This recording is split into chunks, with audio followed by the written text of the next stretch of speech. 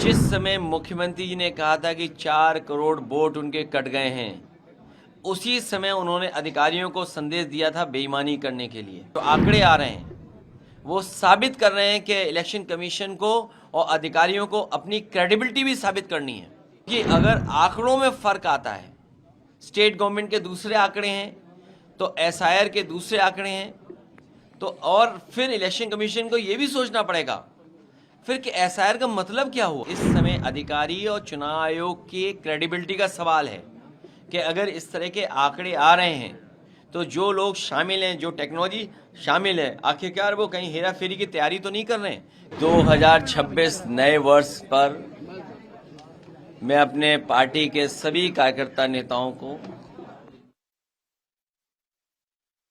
देना चाहता हूं। मैं आप लोगों के माध्यम से पूरे प्रदेशवासी देशवासियों को बहुत बहुत बधाई नव वर्ष पर। ये नया वर्ष खुशियां लेकर के आया है।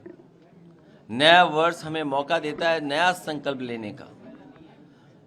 हम सब लोग संकल्प लेकर के कि देश की तरक्की कैसे हो, समाज की खुशहाली कैसे हो, उस रास्ते पे चल कर के जो देश की मूल भावना है, बाबा साहब भीमराव अम्बेडकर जी ने जो रास्ता दिखाया संविधान का, उस पर चल कर के डॉक्टर राम मनोहर लोहिया ने जो हमें समाजवादी चिंतन दिया और नेताजी और सब ने मिलकर के एक सेकुलर रास्ता दिखाया, उस संकल्प को लेकर के हम लोग दोहराते हैं कि देश को और समाज को खुशहाल, सोशलिस्ट और सेकुलर बना करके तरक्की और खुशहाली की तरफ लेकर के जाएंगे।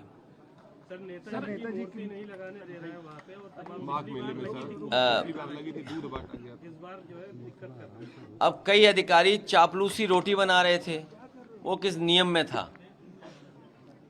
जो चापलूसी रोटी बन रही थी वो किस नियम में था?